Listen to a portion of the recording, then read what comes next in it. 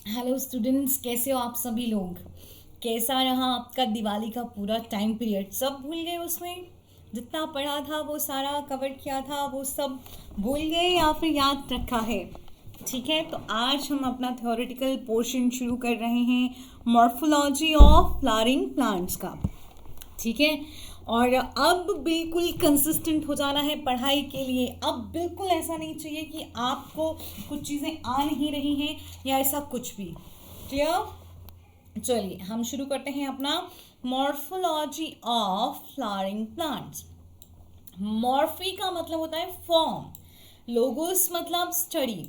तो different different forms का study को हम बोल देते हैं morphology, study of form and feature actually. तो जिसमें आप फॉर्म देखेंगे कि कैसा है और क्या क्या फीचर्स हैं वो सब देखेंगे। ये है रूट्स। रूट में ये मेनली है आपका टैप रूट और इससे निकलती हैं लेटरल ब्रांचेस जो प्राइमरी, सेकेंडरी और टर्शरी हो सकती हैं। ये हो गया हमारा स्टेम। और ये एक्सल में जो बड है इसको बोल दिया हमने एक्सिलरी बड। फिर यहाँ पे ये हो गया पिटियोल, ये हो गया लैमिना और लीफ ब्लेड, ये हो गया हमारे पास वेजिटेटिव शूट, एपिकल बड। ओके, नोड्स, और ये एक नोड है, ये एक नोड है, ठीक है, ये यहाँ एक नोड है और इनके बीच में जो है वो है इंटरनोड्स, जैसे कि यहाँ दिखाई दे रहा है। ये आपकी मेन एपिकल बड है और ये है रिप्रोडक्टिव शूट जिसको हम कहते हैं फ्लावर। तो रूट, स्टेम, लीफ ये सब पढ़ेंगे, इनफ्लोरेसेंस पढ़ेंगे, फ्लावर के बारे में पढ़ेंगे, फ्रूट एंड सीड। पहले ही आपको एक जनरल आइडिया पूरे चैप्टर का थ्रू डिफरेंट वीडियोस में दे चुकी हूँ ताकि जब मैं पढ़ाऊँ आपको पढ़ने में थोड़ा आसान हो, बिल्कुल भी डिफ़िकल्ट ना लगे। तो देखिए, प्लांट की जब हम क्लासिफिकेशन करते हैं तो हमको एनुअल, बाइनियल्स और पेरिनियल्स के बारे में कुछ पता चलता है। अब क्या है ये एनुअल्स, बाइनियल्स एंड पेरिनियल्स?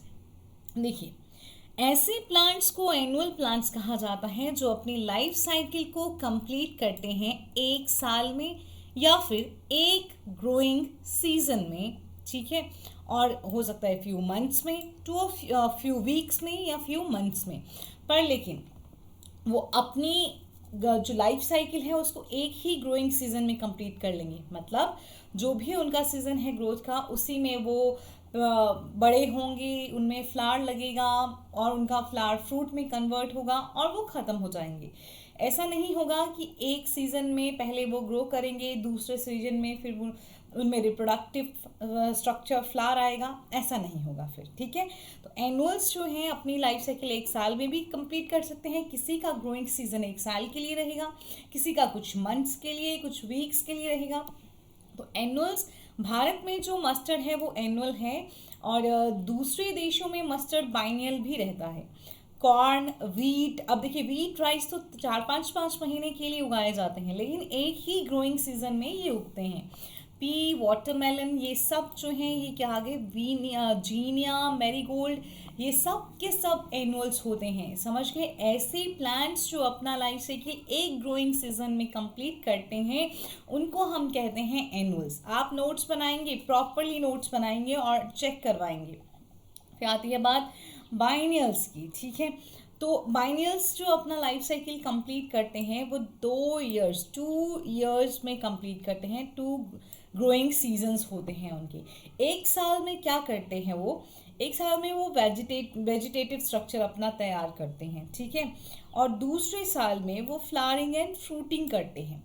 तो बाइनियल्स अपना लाइफ साइकिल कंप्लीट करते हैं 2 years growing, vegetative and storing food in the first year, flowering and fruiting in the second year.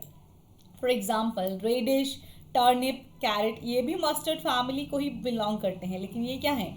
ये बाइनियल्स हैं। अनियन एंड कैबेज क्या है? बाइनियल्स है। फिर आते हैं पेरिनियल्स, जैसे हमारे पास मैंगो हो गया, बनाना हो गया, गुआवा हो गया, एप्पल हो गया, बहुत सारे पेड़ जो कि कई सालों तक जो हैं वो सर्वाइव करते हैं। दीज आर द ट्रीज और plants that survive for several years. Generally the top portion of the plant dies back each winter and regrow the following spring from the same root system. Actually क्या होता है, कहते हैं कि generally perennials में जो उनका सबसे टॉप वाला हिस्सा होता है ठंड के टाइम पे वो रुक जाता है, फिर जैसे ही बसंत का मौसम वापस आता है तो फिर से वो पूरा खिल जाता है, फिर से ग्रो करने लगता है। पर आप मेन बात क्या याद रखेंगे, एनुअल्स एक ग्रोइंग सीजन में ग्रो करते हैं, बाइनियल्स 2 ग्रोइंग सीजन में ग्रो करते हैं, और पेरेनियल्स बहुत सारे ग्रोइंग सीजन में ग्रो करते हैं। उनको ग्रो करने के लिए बहुत सारे सीजन्स का रिक्वायरमेंट रहता है। क्लियर है? चलिए, फिर मॉर्फोलॉजी ऑफ फ्रूट पढ़ चुके हैं हालांकि आप, लेकिन मैं बार बार आपको बता रही हूँ। रेडिकल्स कम्स आउट और arise from the seed coat in the form of soft structure and move toward the soil. देखिए, आपने एम्ब्रियो नहीं पढ़ा है। एम्ब्रियो डेवलपमेंट जो है, तो एम्ब्रियो डेवलपमेंट जो है वो आप 12th क्लास में पढ़ते हैं। और radical comes out arise from the seed coat in the form of soft structure. तो एम्ब्रियो से रेडिकल जो है वो निकल के आता है। रूट किससे अराइज होती है? रेडिकल से अराइज होती है। तो रेडिकल जो है वो निकल के आता है सीड कोट से, किस फॉर्म में? एक सॉफ्ट से स्ट्रक्चर की फॉर्म में वो बाहर को आ जाता है, सॉइल से बाहर को। ठीक है, जैसे ये है अगर सीड में एम्ब्रियो होगा इस तरह से, तो एम्ब्रियो में एक होगा रेडिकल वाला हिस्सा, तो ये रेडिकल वाला हिस्सा अब ऐसे बाहर को आ जाएगा, सीड से बाहर को आ जाएगा और सॉइल की तरफ को ग्रो करेगा। ठीक है, तो क्या रूट को कभी तुमने ग्रीन देखा है? नहीं। तो रूट होती है नॉन ग्रीन और अंडरग्राउंड होती है। जियोट्रॉपिक, पॉजिटिवली जियोट्रॉपिक मतलब ग्रेविटी की तरफ को ग्रो करती है, नेगेटिवली फोटोट्रॉपिक लाइट की तरफ को ग्रो नहीं करती है, हाइड्रोट्रॉपिक मतलब पानी की तरफ को भी ग्रो करती है। रूट्स में कोई बड्स नहीं होती हैं, ना ही रूट्स में नोड्स और इंटरनोड्स होते हैं। Roots do not bear nodes and internodes. Roots have unicellular root hairs, very very important. Roots में जो ये रूट हेयर्स आपको नज़र आ रहे हैं, ये एक सिंगल सेल होता है, 2 सेल्स नहीं होती है। क्या होता है? एक सिंगल सेल ही होता है। तो रूट्स में जो है वो यूनिसेलुलर रूट हेयर्स होते हैं। चलिए, अब रीज़न, ये नोट्स बनाने हैं एग्जैक्टली आपको, अब मैं नोट्स की तरह ही पढ़ा रही हूँ, तो आपने ये पूरे नोट्स बनाने हैं। ठीक है, आपने वही डायग्राम बनाना है जो आपने एनसीईआरटी पे पढ़ा है। ये डायग्राम आपको बनाने की ज़रूरत नहीं है। रीजन ऑफ रूट कैप सबसे पहले बात करते हैं। तो the tender apex of the root is protected with a multi cellular like structure called root cap. जो नाजुक सा हिस्सा होता है रूट का, बढ़ता हुआ हिस्सा, वो प्रोटेक्ट किया जाता है एक रूट स्ट्रक्चर के द्वारा, जिसको कहते हैं रूट कैप। और ये रूट कैप जो होता है ये एक मल्टी सेलुलर स्ट्रक्चर है। रूट हेयर्स कैसे हुए? यूनिसेलुलर। रूट कैप कैसा हुआ? Multi cellular. अब सेल्स जो होती हैं रूट कैप की, वो एक सिक्रीट करती हैं म्यूसिलेज को for lubricating the passage of root through the soil. देखिए, ध्यान से सुनिए, क्या कहा? रूट कैप का रीजन बिल्कुल रूट एपेक्स के ऊपर होता है। ठीक है, ये है रूट कैप हमारे पास, और यहाँ पे ही रूट एपेक्स रहेगा। इस तरह से इस पे रूट कैप आ गई। ठीक है, अब रूट कैप जो है वो एक म्यूसिलेज सिक्रीट करती है, ताकि जो रूट है वो मिट्टी में अंदर अंदर जाती रहे और उसको कहीं रगड़ ना लगे। ठीक है, बहुत सारे हाइड्रोफाइट्स होते हैं लाइक पिस्टिया, एनिकॉर्निया, उनमें रूट कैप नहीं होता है। उनमें रूट कैप की जगह रूट पॉकेट्स होते हैं। ठीक है, क्योंकि वहाँ पे पिस्टिया और इकॉर्निया क्या है? वाटर में ग्रो करने वाले प्लांट्स हैं, हाइड्रोफाइट्स हैं। ऐसे प्लांट जो वाटर में ग्रो करते हैं उनको हाइड्रोफाइट्स कहा जाता है। तो पिस्टिया एंड इकॉर्निया जो हैं वो हाइड्रोफाइट्स हैं। तो रूट कैप जो है वो रिप्लेस कर दी जाती है बाई रूट पॉकेट्स। वहाँ पे कोई आपको रूट कैप नहीं दिखाई देगी। अब आता है रीजन ऑफ सेल डिवीजन और मेरिस्टेमेटिक रीजन। ये एक छोटा सा रीजन होता है, 1 मिलीमीटर लेंथ का होगा। ये बिल्कुल किसके पास होगा? रूट कैप के इमीडिएटली साथ में ही मेरिस्टेमेटिक रीजन रहता है। This is growing part of root and is protected by the root cap. यही ग्रोइंग पार्ट है। एपेक्स ऑफ रूट जो है वो मेरिस्टेमेटिक होता है और उस पर बाहर को रूट कैप का कवरिंग होता है। अब जो रूट जो मेरिस्टेमेटिक सेल वाला डिवीजन है, ठीक है, वो किससे बना होता है? वो thin walled compactly arranged meristematic cell से बना होता है, जिनमें पावर ऑफ डिवीजन होती है। ये कभी नहीं भूलेंगे आप कि जितने भी मेरिस्टेमेटिक सेल्स हैं उनमें पावर ऑफ डिवीजन होता है। क्या नहीं भूलना है आपको कि जितनी भी मेरिस्टेमेटिक सेल्स हैं उनमें क्या होता है, पावर ऑफ डिवीजन होता है। क्लियर? समझ गए कि नहीं समझे? ठीक है। So this region helps in longitudinal growth by the addition of new cells. अब ये रीज़न, अब हम पूछेंगे कि एक रूट जो है वो लंबी होती जाती है, होती जाती है, होती जाती है, लेकिन कैसे वो लंबी हो रही है?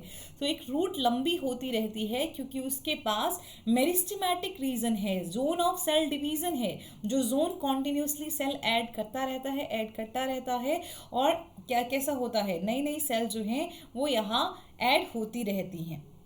ठीक है, समझ गए? क्लियर हो गया? कोई प्रॉब्लम नहीं? ठीक है। अब रीजन ऑफ इलोंगेशन की बात करते हैं। तो देखिए यहाँ छोटी छोटी सेल्स होंगी, ठीक है, और फिर सेल्स जो हैं वो बड़ी बड़ी होने लगती हैं। रीजन ऑफ इलोंगेशन बिल्कुल मेरिस्टेमेटिक रीजन के जस्ट अबव होता है। ये पूरे नोट्स बनाने हैं आपको। रूट आप एक ही बनाएंगे जो फर्स्ट स्ट्रक्चर है, उसके बाद का नहीं बनाएंगे, लेकिन मैं आपके नोट्स चेक करूंगी, ठीक है? या इस चैप्टर से आप कॉन्टिन्यूसली नोट्स बना रहे होंगे बिना कोई आनाकानी किए, प्रॉपरली नोट्स बनाने हैं आपको।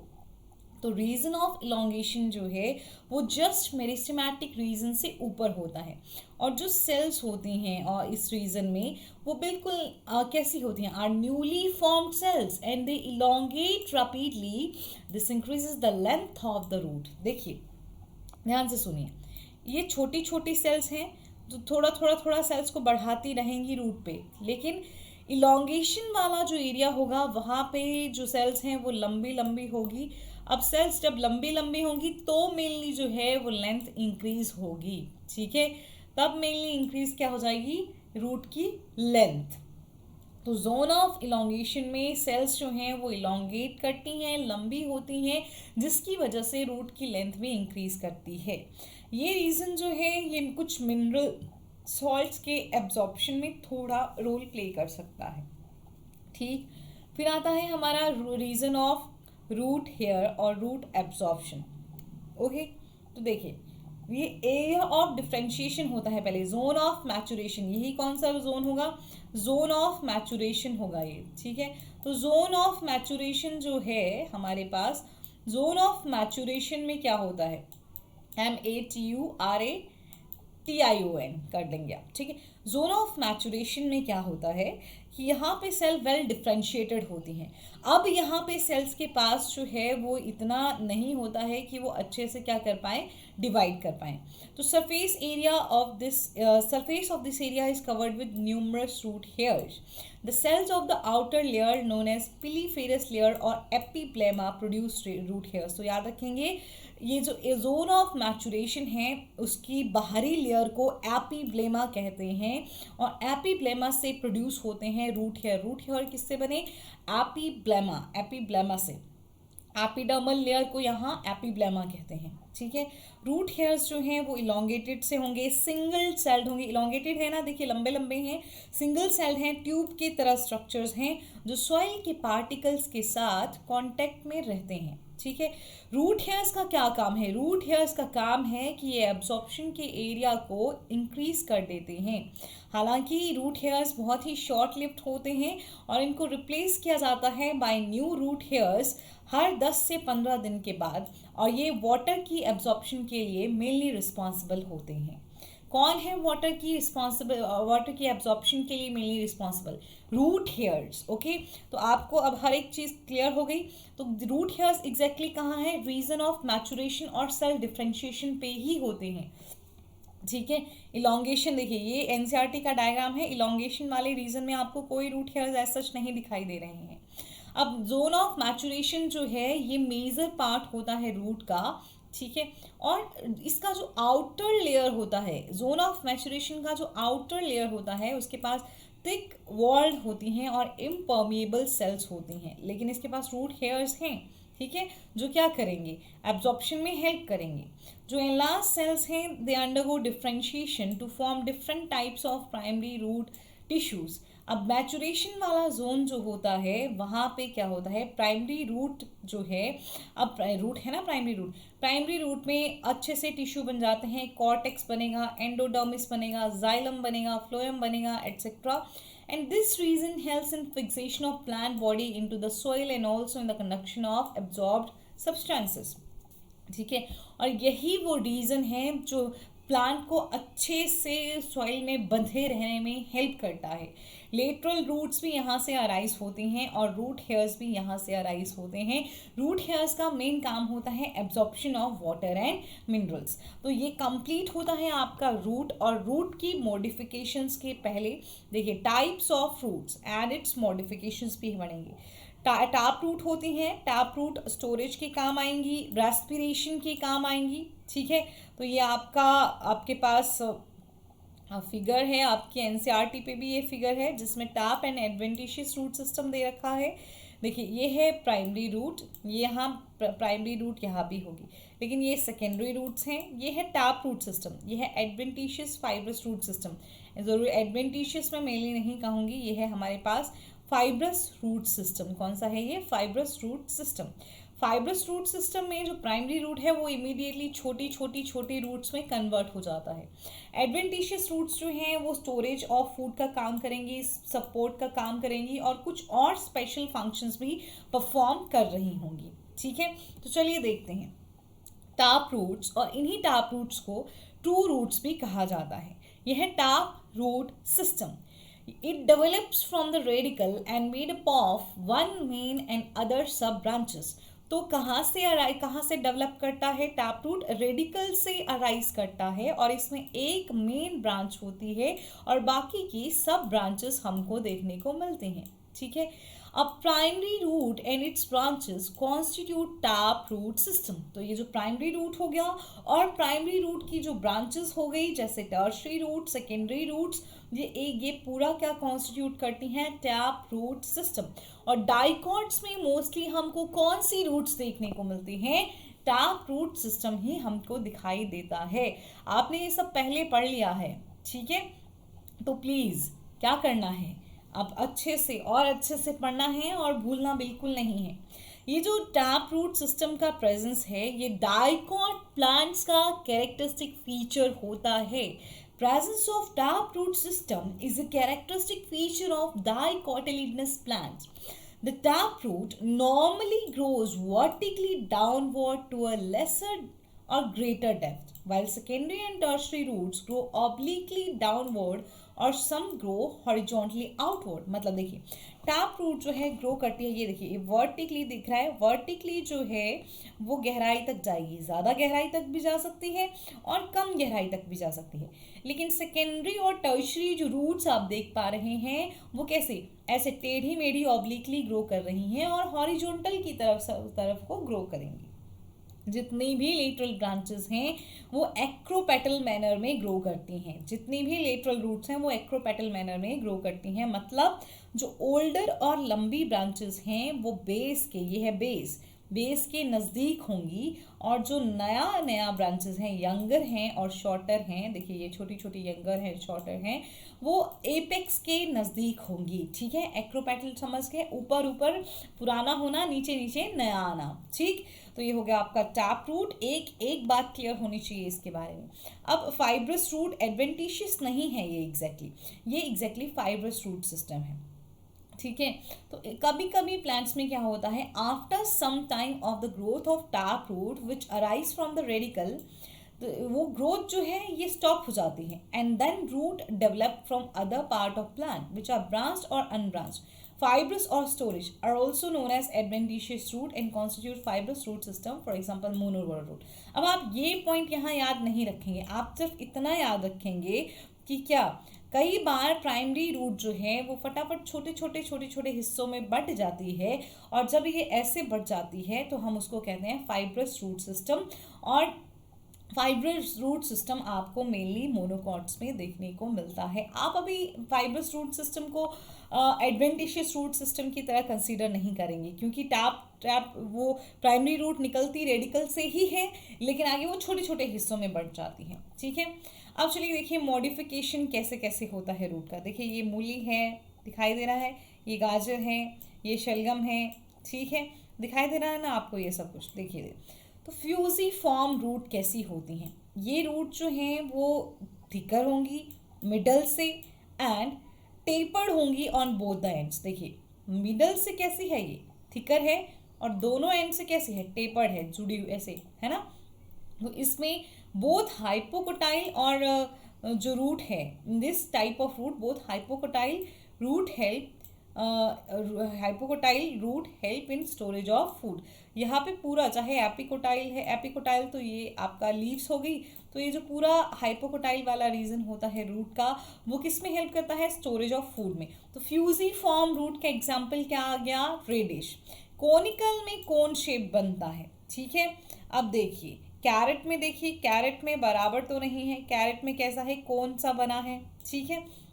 अब इसमें क्या होता है, कई बार आपको ये रेडिश भी कोनिकल शेप का दिखाई दे जाता है, पर मोस्टली रेडिश को हम फ्यूजिफॉर्म कहते हैं, ठीक है। अब these roots are thicker at the apex side and tapered at the basal end. देखिए ये थिकर हैं, ठीक है, और कैसी हैं, फिर पतली पतली हो गई। आपको यहाँ ये पूरा डेफिनेशंस नहीं याद रखनी है, याद रखना है कोनिकल कैरेट है, नेपी फॉर्म, ठीक है, नेपी फॉर्म स्वेल होती है और स्फेरिकल हो जाती है, ठीक है। देखिए ये है शुगर बीट, ठीक है, ये क्या हो गया आपके पास, शुगर बीट। अब आ गई ट्यूबरस रूट, ऐसी roots which do not have regular shape and get swollen और fleshy at any portion of root. और ऐसी रूट्स जो कि मतलब उनका कोई फिक्स नहीं है कि यहाँ से उनको स्वेल होना है और यहाँ से स्वेल होना है, कहीं से भी स्वेल हो जाती हैं, तो ऐसी रूट्स को हम बोलते हैं ट्यूबरस रूट। मिराबिलिस जो है एक एग्जाम्पल आता है, तो आपको सिर्फ एग्जाम्पल याद रखने हैं, fusiform radish, conical carrot, napiform beet root, tuberous root Mirabilis. Clear. चलिए कुछ रूट्स जो हैं वो मॉडिफाइड होती हैं जैसे रेस्पिरेशन के लिए। तो हेलोफाइट्स, ऐसे प्लांट्स जो कि सेलाइन हैबिटेट में ग्रो करते हैं उनको हम क्या कहते हैं, हेलोफाइट्स कहते हैं। हेलोफाइट्स और मैंग्रूव यही मतलब ऐसे कीचड़ काचड़ में, पानी कीचड़ जैसे एरिया में ग्रो करने वाले प्लांट्स, वो ग्रो करते हैं ऑक्सीजन डेफिशिएंट मार्शी एरिया में। तो कुछ ब्रांचेस जो होती हैं टैप रूट की ऐसे प्लांट्स में, वो ऊपर की तरफ को ग्रो करती हैं और सॉइल के बाहर आ जाती हैं कोनिकल स्पाइक्स की फॉर्म में।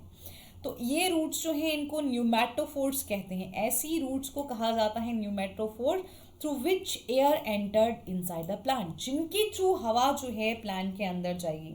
तो राइजोफोरा सबसे इंपॉर्टेंट एग्जाम्पल आता है, उसके अलावा हरीटीरा, सोनेरेशिया जो हैं वो अदर मैंग्रोव प्लांट्स होते हैं। क्लियर, ठीक है। अब देखिए सिंपल ट्यूबरस रूट्स होती हैं, फैसिकुलेटेड ट्यूबरस रूट्स होती हैं, वो एडवेंटिशियस रूट जो स्टोरेज के लिए मॉडिफाइड हैं। ये नोट्स बनाने हैं आपने। Simple tuberous roots, these roots become swollen and do not assume a definite shape, ठीक है।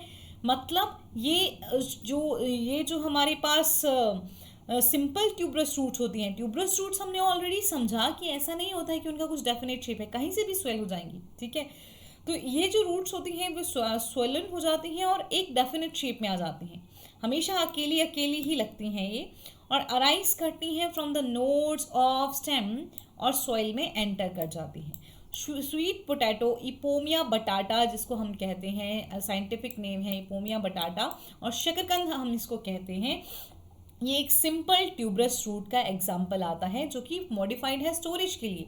जो आपका ये कैरेट भी स्टोरेज करता है, रेडिश भी स्टोरेज करता है। फैसिकुलेटेड ट्यूबरस रूट में क्या है, ठीक है।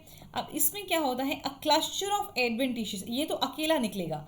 अब ये जो हमारे पास फैसिलिटेटेड ट्यूबरस रूट है ये अकेला नहीं निकलता, ये ऐसे ऐसे इस तरह से गुच्छे में निकलेगा पूरा, ठीक है। तो a cluster of adventitious roots of some plant become thick and fleshy due to storage of food. तो अब एक रूट नहीं, पूरा रूट का जो गुच्छा था ना वही पूरा फ्लैशी हो गया, स्टोरेज ऑफ फूड में इन्वॉल्व हो गया। इनको फैसिकुलेटेड ट्यूबरस रूट कहते हैं, और क्योंकि उनमें बहुत सारी जो ट्यूबरस रूट्स हैं वो एक स्टेम पे जुड़ी होंगी, ठीक है। एक स्टेम होगा और उस पर बहुत सारी जुड़ी होंगी, सिंपल में एक ही जुड़ी होती है। कोई पर्टिकुलर नहीं होता इनका कि कहाँ से स्वेलिंग होनी है, कहाँ से नहीं होनी है, कहीं से भी स्वेलिंग हो सकती है, बट स्टोरेज ऑफ फूड का काम करती हैं। तो ऐसी एडवेंटिशियस रूट्स जो स्टोरेज का काम करेंगी सिंपल ट्यूबरस हैं और फेसिकुलेटेड ट्यूबरस हैं। सिंपल ट्यूबरस का एग्जाम्पल क्या आ गया, स्वीट पोटैटो और शकरकंद। फेसिकुलेटेड ट्यूबरस का एग्जाम्पल आ गया डालिया एंड एस्पैरेगस। ठीक है, फिर modified adventitious root for mechanical support. देखिए स्टिल्ट रूट और ब्रेस्ड रूट भी इनको कहा जाता है। जब रूट अराइज करती है फ्रॉम लोअर नोड्स, एंड देखिए ये लोअर नोड्स दिखाई दे रहा है आपको, लोअर नोड्स से जब अराइज करती है और ऑब्लिकली ग्रो सॉइल में चली जाती है, तो ऐसी रूट्स को हम स्टिल रूट कहते हैं। मेज, शुगरकेन और पैंडेनस क्रूपाइन, ये आपको ज़्यादा नहीं याद रखना है। शुगर केन और मेज में मेनली याद रखिए आपको कैसी रूट्स देखने को मिलती हैं, स्टिल्ट रूट देखने को मिलती हैं। प्रॉप रूट्स को पिलर रूट्स भी कहा जाता है। जब रूट अराइज करती है कहाँ से, from branches of plants and grow downward toward soil, branches से ग्रो करेगी, हैंगिंग स्ट्रक्चर्स मैंने पहले भी आपको दिखाए थे, और सॉइल में घुस जाएगी, ऐसे को हम कहते हैं प्रॉप रूट, जो सपोर्ट करते हैं स्टेम ऑफ द प्लांट। ठीक है, बनियन ट्री में हमको कैसी रूट्स दिखती हैं, प्रॉप रूट्स दिखती हैं। ठीक, ओके। अब ये जो मॉडिफाइड एडवेंटिशियस रूट्स होती हैं फॉर स्पेशल फंक्शंस, ये हम पढ़ेंगे। फोलियर रूट्स और एपीफिलस रूट्स, जब रूट अराइज करता है लीफ से, they are known as foliar roots. ठीक है, ब्रायोफाइलम में हमको रूट जो है वो फोलियर रूट दिखाई देगा। ब्रायोफाइलम का रूट जो है वो कैसा होगा, फोलियर रूट होगा। और इस एडवेंटिशियस जो भी रूट रेडिकल के अलावा कहीं से भी अराइज हो, चाहे स्टेम से चाहे लीफ से, वो क्या है, फोलियर रूट। अब देखिए शकिंग और हॉस्टेरियल रूट्स और पैरासिटिक रूट्स। ठीक है, अब ऐसे पैरासिटिक प्लांट्स जो दूसरे प्लांट्स पे डिपेंडेंट होते हैं उनके पास पैरासिटिक रूट्स होते हैं। ये पैरासिटिक रूट्स जो हैं वो दूसरे प्लांट के स्टेम में, मतलब होस्ट प्लांट के स्टेम में जो है वो एंटर कर जाती हैं और वहाँ से न्यूट्रिशन लेती हैं। तो एग्जाम्पल आप मेनली याद रखेंगे कस्क्यूटा, इसमें मेन एग्जाम्पल क्या याद रखना है, कस्क्यूटा। ठीक है, अब देखिए फंक्शंस ऑफ द रूट के आगे प्राइमरी फंक्शंस आपको याद रखने हैं, सेकेंडरी आप नोट डाउन कर सकते हैं। यहाँ पे मैं आपको क्लियरली बहुत कुछ नहीं बता रही हूँ इनका। ठीक है, नॉर्मल फंक्शन क्या है रूट का, एंकरेज प्रोवाइड करना प्लांट को, मिनरल और वाटर का कंडक्शन करना, और वाटर का कंडक्शन करना, मिनरल्स का कंडक्शन करना, और conduction of absorb material up to the base of the stem, और जितना भी आपका प्लांट बना रहा है मटेरियल उसका ट्रांसपोर्ट करना ऊपर से नीचे इस तरह से। उसके अलावा देखिए सेकेंडरी फंक्शन जो आपने सारे पढ़े कि किस में काम करेंगी, स्टोरेज में काम करेंगी। ये स्वेलन वाला पूरा कैरेट रेडिस किस में काम करते हैं, स्वेलन में काम करते हैं, और कई बार वो फोटोसिंथेसिस में काम करते हैं, जैसे ट्रापा और किड्सटीनोस्पोरा जो हैं इनमें रूट्स मॉडिफाइड हो सकते हैं कई बार manufacture of food by photosynthesis. कुछ रूट जो हैं गैसेस के एक्सचेंज में काम करेंगी, जैसे राइजोफोरा। कुछ जो है वो पैरासिटिक प्लांट को हेल्पफुल होंगी, जैसे कस्क्यूटा की। कुछ जो है वो वेजिटेटिव रिप्रोडक्शन में भी रोल प्ले करेंगी, स्वीट पोटैटो की। ठीक है, तो कुछ जो है वो ऐसी रूट को हम क्या बोलते हैं, हाइग्रोफाइट्स प्लांट्स, जिनमें रूट्स के पास हवा से मॉइस्चर लेने का कैपेबिलिटी होता है, तो ऐसे प्लांट्स होते हैं हाइग्रोफाइट्स। तो this is all about root. कल हम पढ़ेंगे स्टेम के बारे में, सारे के सारे नोट्स बनाएंगे कि कोई और सबमिट करेंगे।